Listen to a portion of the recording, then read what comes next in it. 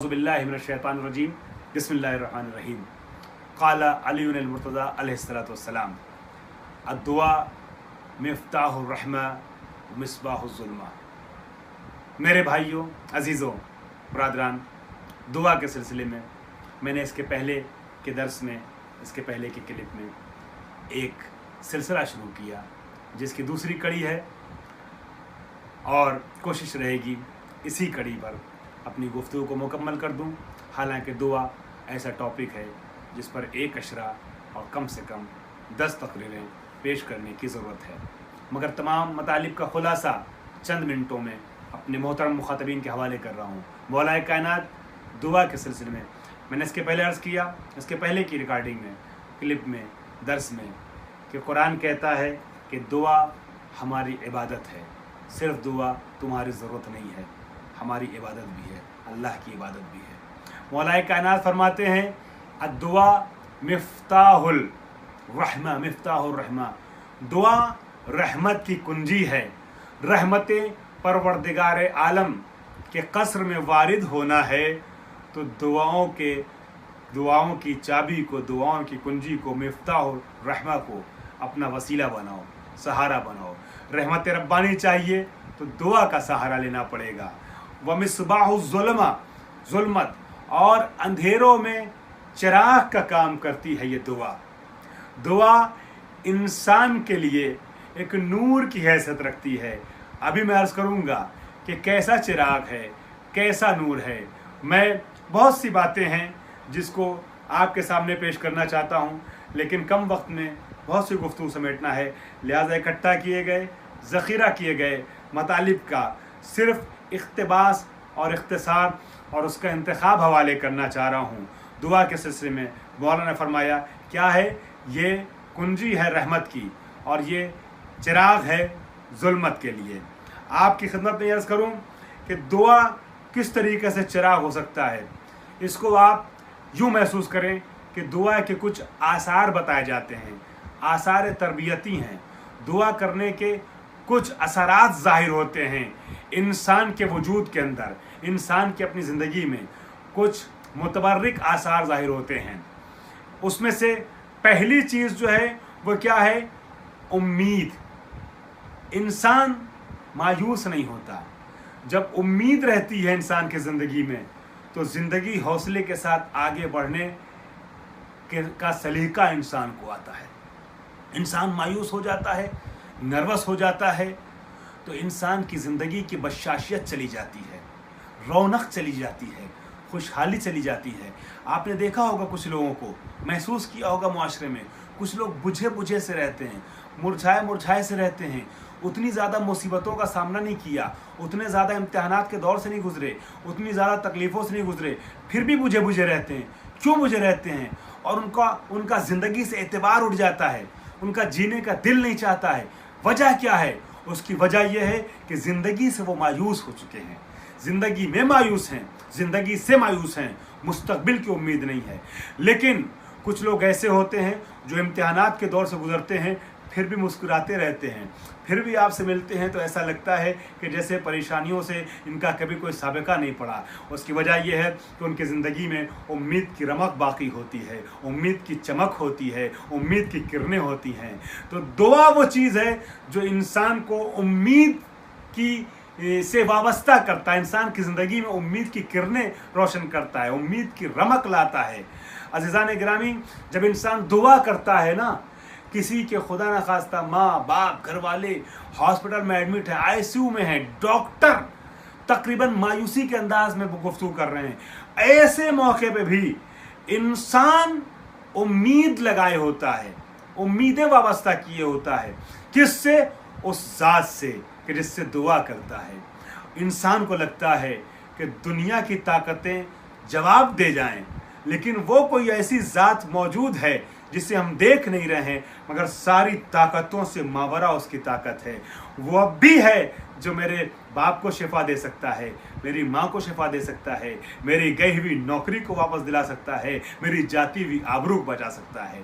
तो ये दुआ है जो इंसान की ज़िंदगी में उम्मीद जैसी अजीम नेमत को बाकी रखती है, यही दुआ है। दूसरी बात यह है कि इंसान दुआ की वजह से मारिफत हासिल करता है। जब इंसान मुसल्ला दुआ पे आता है, जितनी ज़्यादा दुआ करता चला जाता है उतना ही ज़्यादा इंसान की मारिफत में इजाफा होता चला जाता है। और जब आता है ना दुआ करने के लिए, तो इमाम हुसैन अलैहिस्सलाम के जुमलात भी इस तरीके के दुआ अरफा में हैं। दुआ रजब आप पढ़ते हैं, आपने गुज़िश्ता से पैवस्ता महीने में रोज़ाना दुआ का ये जुमला पढ़ा होगा कि उसमें मासूम फरमाते हैं, या मन युअती मन सअला, या मन युअती मन लम यसल हो मन लम यारिफ हो तहन्नुनन। अज़ीज़ान गिरामी, अर्ज़ किया जाता है बारगाह खुदाबंदी में, ऐ वो खुदा कि जो उसको भी देता है कि जो सवाल करता है, उसको भी देता है जो सवाल नहीं करता है। हद ये है कि उसको भी देता है जो उसकी मारिफत नहीं रखता। परवरदिगार, जब तू ऐसों को भी दे देता है जो तेरी मारिफत नहीं रखते, तो हम तो तेरी मारिफत हासिल करते हुए तेरी तरफ बढ़ रहे हैं, तो हमें क्यों ना देगा। अब ऐसे मरहले में इंसान को मारिफत रब्बानी हासिल करने का जज्बा पैदा होता है। अब बता, यहाँ रुक करके अंडर ब्रैकेट एक बात कह दूँ, हो सकता है दुआ के इस जुमले पर कोई बरादर ये सोचे, कोई नौजवान ये सोचे कि वयुअती मन लम यारिफ हो, इसका क्या मतलब हुआ, जो मारिफत नहीं रखता उसको भी अल्लाह अता करता है, तो हमें क्या ज़रूरत है, हम इबादतें करें, हम दुआ करें, हम खुशू खुशू करें, हम अल्लाह की मर्ज़ी को हासिल करने की कोशिश करें। जबकि मासूम फरमाते हैं वो उसको भी देता है जो मारिफत है, उसको भी देता है जो बेमारिफत है। तो यहाँ पे अर्ज़ कर दूँ, अल्लाह की तरफ से दी जाने वाली जो अताया हैं वो 3 तरीके की हैं। जो रहमतें हैं, जो बख्शिशें हैं जो अल्लाह अता करता है, वो 3 तरीके की हैं। 3 तरीके की। पहली, अल्लाह की अताए आम, रहमत आम, ये मोमिन और काफिर सबके लिए है। बारिश जब होती है ना, तो ये नहीं देखती है, बारिश के कतरात ये नहीं देखते कि ये मोमिन का घर है कि काफिर का घर। जो अल्लाह का शुक्रगुजार बंदा है उसके यहाँ भी बारिश की नेमत पहुँचती है, रहमत पहुँचती है। जो नाशुक्रा है, जो काफिर है, जो मारिफत नहीं रखता, उसके यहाँ भी। एक ये है। तो वो लोग जो मारिफत खुदा नहीं रखते, उन तक भी जो रहमतें पहुँचती हैं अल्लाह की, वो रहमतें हैं जिसको अल्लाह ने मखसूस नहीं किया है किसी तबके से। दूसरे, वो रहमत है जो मोमिनीन से मखसूस है। वो में कुछ रहमतें ऐसी भी हैं जो मोमिनीन तक पहुँचती हैं। मिसाल के तौर पे मग़फ़िरत, परवरदिगार आलम बख्श देता है मोमिनीन के बहुत से गुनाहों को। ये मग़फ़िरत उन लोगों के शामिल हाल नहीं है, होती है कि जो अल्लाह की मारिफत नहीं रखते, सिर्फ मोमिनीन से मखसूस है। कुछ रहमतें ऐसी हैं अल्लाह की कि जो मोमिनीन में भी, मुस्लिमीन में भी बस उनको मिलती है कि जो अल्लाह की मारिफत और अल्लाह का ईमान रखने के साथ साथ दुआ करते हैं। अब जो मोमिन है और दुआ कर रहा है, वो अल्लाह की 3 तरीके की नेमतों से माला माल हो जाता है। इसकी एक मिसाल मैंने गुज़िश्ता दर्स में दी थी, आप लोग उसकी तरफ मुराजा कर सकते हैं कि महशर में इंसान उस दुआ के सिलसिले में हसरत करेगा कि जो दुआ कबूल नहीं हुई और उसको अज्र महशर में उसको सबसे बेहतर मिल रहा है। तो आप महसूस कीजिएगा, ये है दुआ की मंजिल, दुआ की अजमत, कि दुआ की ये आसार और बरक़ात हैं कि मारिफत में इजाफा होता है और अज़ीज़ान गिरामी तक़वा इलाही में इजाफा होता है, इंसान मुत्तकी बनता है। जितना ज़्यादा इंसान दुआ करता चला जाता है उतना ही अपने रब से डरता चला जाता है। जो लाउबाली है उसको अल्लाह का तक़वा हासिल नहीं होता है। जो मुसल्ला इबादत पे आता है, दुआ करता है, उसको ये एहसास होता है फला नेमत जो मुझे मिली है ये मेरी दुआ के जवाब में मिली है, फला रहमत जो शामिल हाल हुई है ये दुआ के जवाब में मिली है। तो फिर उसके बाद उसका दिल चाहता है कि जिसने दुआ के नतीजे में रहमत नाजिल की है उसका शुक्रिया भी अदा करें। अब जब शुक्राने के इरादे से मुसल्ला इबादत पे आता है तो दिल में खुजू और खुशू पैदा होता है। खुजू और खुशू पैदा होने के बाद उसके तक़वे में इजाफा हो जाता है। तो ये कुछ दुआ के आसार व बरक़ात हैं। अब मैं अर्ज़ करूँ, कुछ लोग ये सोचते होंगे कि दुआ जो है वो हम करते तो है, कबूल नहीं होती है ना। मवाने इस्तिजाबत दुआ क्या क्या हैं, कौन कौन सी चीज़ें हैं जो दुआ को बाब इजाबत से टकराने से रोकती हैं। उसमें एक मैंने अर्ज़ किया सबसे अहम मसला, किसी वजह से मैंने गुज़िश्ता क्लिप में बयान कर दिया, गुज़िश्ता दर्स में, मसलहत अब्द, ख़ुद बंदे की भलाई इसमें है कि वो दुआ कबूल ना हो। उसकी कुछ चीज़ें ऐसी होती हैं जिसको हम अपने लिए अच्छा समझते हैं मगर वो बाद में मेरे लिए बुरी साबित हो सकती हैं। परवरदिगार आलम वो चीज़ जो हमारे लिए बुरी हो सकती है, हमारी अपनी भलाई के नतीजे में हमें अता नहीं करता, हम समझते हैं हमारी दुआ कबूल नहीं हुई, मायूस हो जाते हैं, जबकि मायूस नहीं होना चाहिए। मैंने अर्ज़ किया उसमें मसलियत छुपी होती है, और इस दुआ के बदले में जो कबूल नहीं हुई है इंशाअल्लाह बेहतर अजर परवरदिगार आलम की तरफ से नसीब होगा, और नसीब होता है। कभी दुनिया में नसीब होता है, कभी आखिरत में नसीब होगा इंशाअल्लाह। उसके अलावा दुआ जो जिन चीज़ों की वजह से कबूल नहीं होती है, मवाने इस्तिजाबत दुआ में से एक चीज़ क्या है? हराम ग़िज़ा। हराम ग़िज़ा जो खाता है उसकी दुआ का असर ख़त्म हो जाता है। तफसीली वाक़यात मौजूद हैं और इस तरीके की मिसालें तारीख़ में बहुत सी हैं, मैं पेश कर सकता हूँ, मगर वक्त की नज़ाकत के तहत मिसालें पेश नहीं कर रहा हूँ कि अच्छे अच्छे लोग हैं, मुत्तकी लोग हैं, सच और हक़ बोलने वाले हारून रशीद जैसे लोगों ने उन लोगों को, उन उलमा को नजिस ग़िज़ाएँ, हराम ग़िज़ाएँ खिला दी, उनके नज़रियात अगले दिन बदल गए हैं। ये ऐसी मैंने हारून की और उसके ज़माने के आलिम की मिसाल बउनवान मिसाल पेश की है, वरना ऐसे वाक़यात मौजूद हैं। तो जो हराम ग़िज़ा खाते हैं उनकी ज़बान का असर ख़त्म हो जाता है, दुआ बाब इजाबत से टकराती नहीं है। लिहाजा हराम ग़िज़ा से बचना चाहिए। नीयत जो है वो सादिक होनी चाहिए।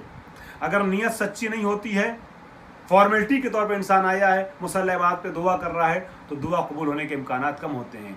साथ साथ खुजू और खुशू की कमी अगर हो तो दुआ कबूल नहीं होती। मवाने जो हायल हैं, जो रुकावट हैं, है ना, उन रुकावटों में से, उन हायलों में से एक क्या है? खुजू और खुशू की कमी। लिहाजा जब दुआ करें तो दिल की गहराई से करें। और एक अहम तरीन जो माने है, जो सद्दे राह इस्तिजाबत है, सद्दे राह इस्तिजाबत दुआ, वो क्या है? वो है गुनाह। इंसान के गुनाह ऐसे होते हैं कि जो बाब इजाबत से इंसान की बातों को टकरान नहीं देते हैं। चुनांचे आप देखेंगे दुआ कुमैल में मौला कायनात क्या फरमाते हैं? अल्लाहुम्मा अग़फ़िर ली ज़ुनूबल्लती तहबिसुद दुआ, खुदाया मेरे उन गुनाहों को माफ़ कर दे जो हमारी दुआओं को अपना कैदी बना लेते हैं। इसका मतलब ये हुआ कि कुछ गुनाह ऐसे हैं कि जो दुआ को अपने हिसार में लेते हैं, कैदी बनाते हैं, हमारी दुआओं को बाब इजाबत से टकराने नहीं देते हैं। इस सिलसिले में मैं ज़माने दुआ और मकान दुआ को अर्ज़ कर दूँ, और फिर उसके बाद अगर गुंजाइश रही तो अभी, वरना चंद जुमले आगे चल करके मैं मौला की दुआ के हवाले से पेश करना चाहूँगा। मकान दुआ और ज़माने दुआ ये क्या है? कुछ जगह होती हैं जहाँ दुआ करनी चाहिए, वहाँ दुआ के कबूल होने के चांसेस ज़्यादा होते हैं। मिसाल के तौर पे मस्जिदुल हराम में, खाने काबा में इंसान जाए, वहाँ दुआ करे, दुआ कबूल होती है। 4 जो मशहूर मस्जिदें हैं, मसाजिद अरबा, मोतबर और मुक़द्दस तरीन मस्जिदें, वहाँ दुआ करे, जिसमें से एक मस्जिदुल हराम है, वही मक्के वाली, काबे के अतराफ़ वाली, काबे के पास जो है, काबे से मुत्तसिल जो है, मस्जिद नबवी है मदीने वाली, मस्जिद कूफा है, मस्जिद सहला है। ये सब मस्जिदें वो है ना कि जहाँ इंसान जाए, दुआ करे, दुआ कबूल होने के इम्कान ज़्यादा होते हैं। इसी तरीके से घर के मुकाबले में कोई भी मस्जिद हो, ख़ासकर मस्जिद जामे, वहाँ दुआ की जाए, दुआ कबूल होती है। घर में अगर किसी ने, बिलखुसूस ख़वातीन ने किसी जगह को अपनी इबादत से मखसूस कर दिया, वहाँ नमाज़ पढ़ती हैं, वहाँ इबादत, तो वहाँ दुआ करें, दुआ कबूल होती है। ये सब जगह हैं। इसके अलावा कुछ जगह और भी हैं, लेकिन स्पेशली जिस जगह की तरफ मैं मुतवज्जह करना चाह रहा हूँ वो हरम इमाम हुसैन अलैहिस्सलाम है। हरम इमाम हुसैन में अगर दुआ की जाए तो मुमकिन नहीं है कि दुआ की शर्तों को फॉलो करते हुए इंसान दुआ करे और वहाँ से खाली हाथ लौट आए। वहाँ दुआ ज़रूर कबूल होती है। और मैदान अरफात में जब इंसान रोज़ अरफात दुआ करता है, मैदान अरफात में दुआ कबूल होती है। जिस मैदान अरफात में जनाब आदम की दुआ कबूल हुई थी और जनाब आदम और हव्वा एक दूसरे से मिले थे, इसीलिए मैदान अरफात को अरफात कहा जाता है कि एक दूसरे का इरफान यानी एक दूसरे की शिनाख्त और पहचान हासिल हुई थी। ये मकान दुआ। ज़माने दुआ में अर्ज़ कर दूँ, हालांकि मकान दुआ भी और हैं, ज़माने दुआ भी तफसील से है, मगर 2-3 मिसालें ज़माने दुआ की। इंसान शब जुमा दुआ करे तो दुआ कबूल होती है, रोज़ जुमा दुआ करे तो दुआ कबूल होती है। इंसान जब नमाज़ पढ़ रहा हो, नमाज के बाद, वाजिब नमाज के बाद दुआ करे तो दुआ कबूल होती है। माह मुबारक रमज़ान में इफ्तार के बाद दुआ करें तो दुआ कबूल होती है। इसलिए कि अमीरुल मोमिनीन अलैहिस्सलाम ने फरमाया है, दावतुस्साइम इंदा इफ्तार ला तुरद, रोज़ादार जब इफ्तार के वक्त दुआ करता है तो उसकी दुआ रद्द नहीं होती है, ज़रूर कबूल होती है। गदीर के दिन दुआ करें, शब बरात दुआ करें, शब मेराज दुआ करें तो दुआ कबूल होती है। जब बारिश हो रही हो उस टाइम दुआ करें तो दुआ कबूल होती है। सुबह के वक्त दुआ करें तो सुबह के वक्त बाब रहमत रब्बानी खुला होता है, उस फतह बाब रहमत होता है, उस वक्त दुआ की जाए तो दुआ कबूल होती है। सबसे अहम वक्त जो दुआ का है वो शब कद्र का है। शब कद्र में जब दुआ की जाती है तो दुआ कबूल होती है। मैं गुफ्तगू को अभी भी मुकम्मल न कर सका, एक मरहला और गुफ्तगू का इसके बाद आपके सामने पेश करूँगा। तीसरी क्लिप हमारी, तीसरा दर्स होगा। जो लोग शौकीन होंगे कि मासूमीन के कलिमात नमूने के तौर पर समाअत फरमा लें, मैं उनके हवाले दर्स का तीसरा हिस्सा कर रहा हूँ और यहीं पर दूसरा हिस्सा ख़त्म करता हूँ इस दुआ के साथ। परवरदिगारन हमें दुआ का सलीका वैसे दे जैसे मासूम ने फरमाया है। हम में से जो जा चुके हैं उनको फिर से ये सादत नसीब कर, जो नहीं जा पाए हैं उनको पहली बार ये सादत नसीब फरमा कि मैदान अराफात में हज करते हुए रोज़ अराफात दुआ करें, इमाम हसन हुसैन के हरम में ज़ियारत करते जाएँ और दुआ करते जाएँ। वाखुदावाना अनिल हम्दुलिल्लाहि रब्बिल आलमीन।